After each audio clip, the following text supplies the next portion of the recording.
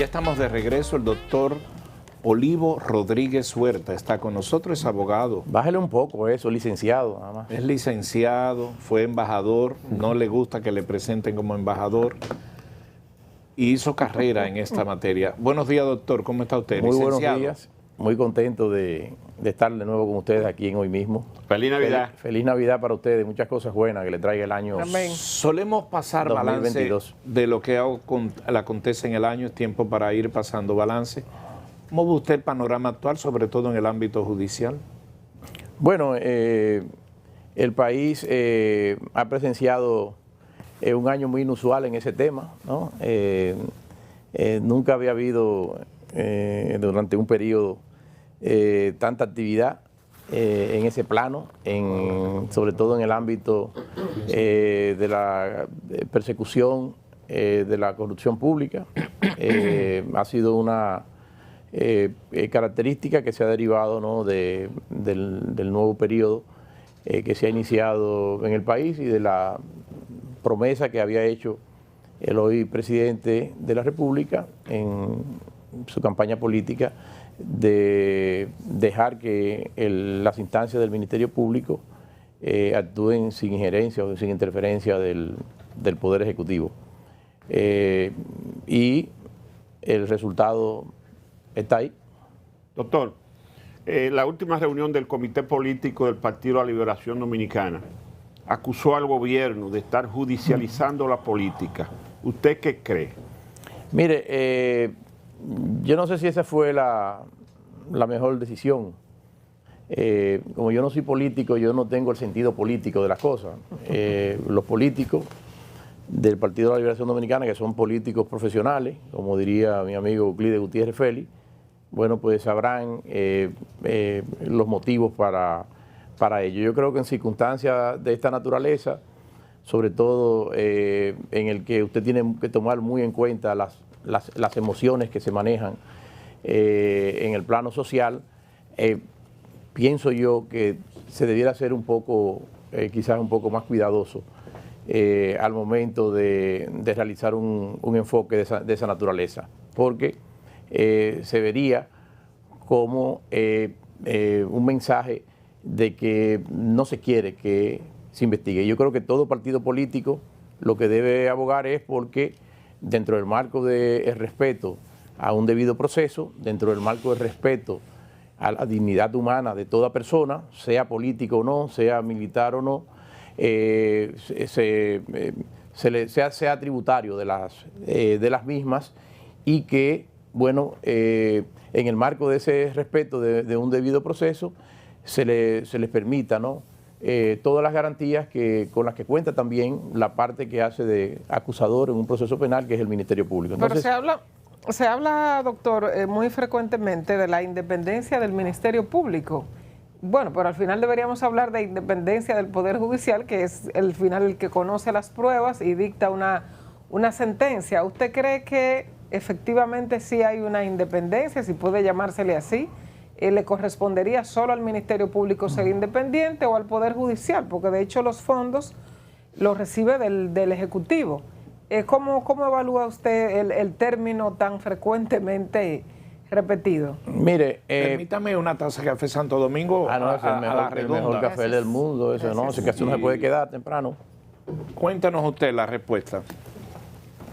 Mire, son varios los conceptos. La independencia lo que significa es que las decisiones que adopta un determinado estamento del Estado no están sometidos a órdenes o a instrucciones de otro poder del Estado. Esta independencia y la autonomía en el ejercicio de sus competencias se predica, en este caso, no solamente del Ministerio Público, que es una rama que se refiere a la justicia, complementa la justicia y lo que es la justicia estricto sensu, que es el Poder Judicial. Aquí se inició un proceso de independencia, de garantía del Poder Judicial a partir de la reforma constitucional del año 1994, que alumbró la creación de un Consejo Nacional de la Magistratura, la eliminación de parte del Senado de todos los jueces del país que tenían una inamovilidad relativa del mismo periodo constitucional. A partir de allí el Consejo escoge a los magistrados de la Corte Suprema y los magistrados de la Corte Suprema eran quienes se escogían de conformidad con la ley de carrera judicial a los magistrados que integran las distintas instancias del poder. Por aquí tenemos que tener algo claro, que es la división de roles. En el mismo proceso penal hay una división de rol. Por eso el viejo juez de instrucción fue convertido, en ocasión del cambio del Código Procesal Penal en el año 2004, en el juez de la instrucción, porque es el juez que va a garantizar el respeto de los derechos fundamentales, a garantizar el respeto del debido proceso. Los fiscales pueden proponer cosas, etcétera, pero eso tiene que estar sometido al control de un juez. De manera que aquí hay dos roles que son separados, ¿no? El poder de la potestad de investigar, la potestad de acusar y la potestad de juzgar, que son cosas separadas. De manera que en ambos campos se entendería que desde el lado del Poder Judicial, es decir, desde los jueces, hay unas garantías también de independencia que resultan y de autonomía que resultan de la inamovilidad, de que no pueden ser removidos de sus puestos, salvo faltas graves en el desempeño de las funciones, previo proceso disciplinario. Ese proceso no tuvo la misma velocidad en el que se propició a partir de la reforma del 94 en el ámbito de los jueces con respecto al Ministerio Público. Esto vino más tarde.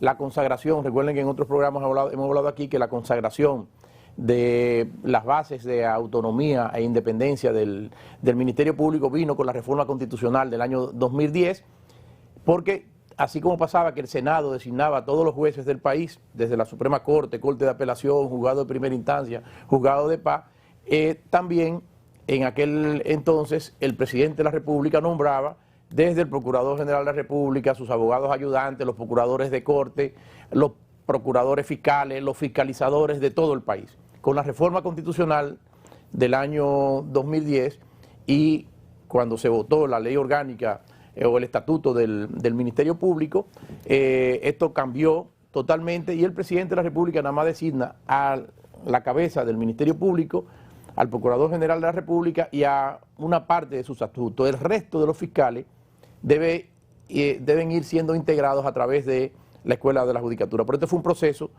que se inicia no a partir de 1997, como que es el punto de partida de la reforma judicial, sino a partir del momento en que, sobre todo del año 2010, se consagró y se oficializó ese sistema de designación. Pero quienes están llamados a ser garantes, a evitar cualquier transgresión, cualquier exceso en que incurra el Ministerio Público en el cumplimiento de sus tareas de investigar y de acusar, son los jueces. A propósito, y poniendo nombre y apellido, ese Ministerio Público encabeza 7 procesos diferentes, con diferentes nombres, de moluscos, de actividades, hasta 5G.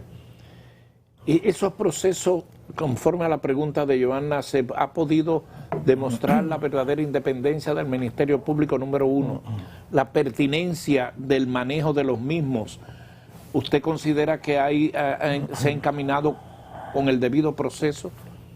Mire, usted tiene que ver algo en contexto. En primer lugar, yo no puedo decir otra cosa. Son personas a las que conozco, he participado ya hace muchos años en procesos de capacitación de miembros tanto del Ministerio Público como también como docente en algún momento en algunos cursos especializados en el marco de la Escuela Nacional de la Judicatura. Como abogado, he abogado siempre por una institucionalidad en el campo tanto de los jueces como del Ministerio Público en términos de un sistema de carrera. Las personas que están en cabeza de esto son personas a las que conozco muy bien, de las que soy amigo y con las que tengo vínculos de respeto y de afecto personal.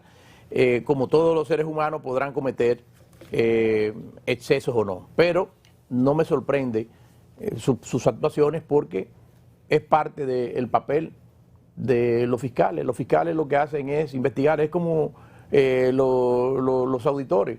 ¿Qué hace un auditor? Bueno, los auditores lo que hacen es que salen a buscar irregularidades. Los fiscales también lo que salen es a identificar conductas que ellos entienden que constituyan un tipo penal.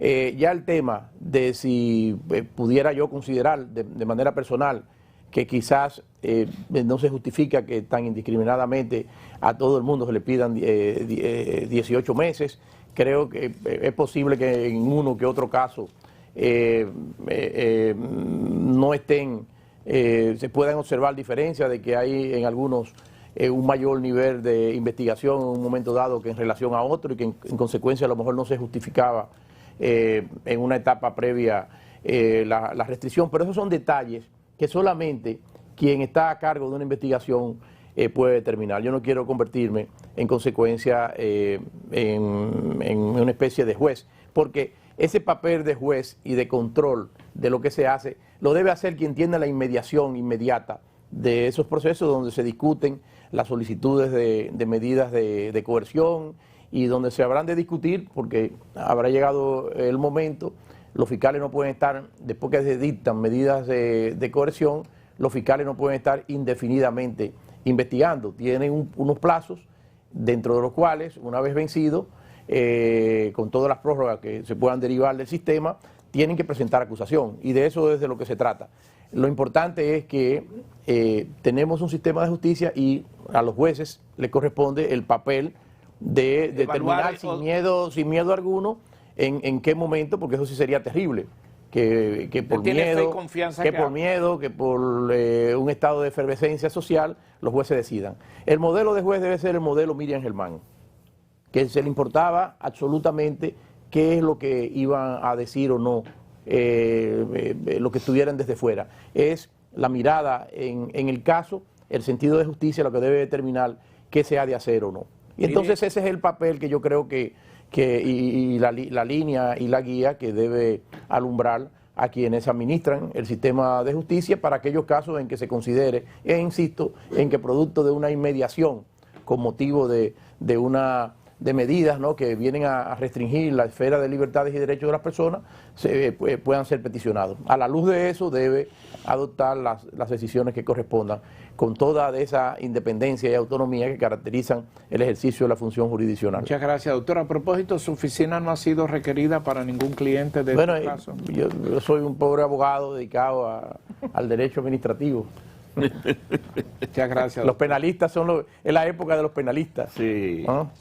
Olivo Rodríguez Huerta, licenciado en Derecho Administrativo, con muchos casos ha estado con nosotros, siempre un amigo y un colaborador, y con mucha presencia siempre en el programa. Con esto termina la jornada de trabajo de este día, invitándoles a vernos mañana. Les recuerdo que mañana es viernes y habrá una cartelera navideño. de espanto y buen deseo. Hasta mañana.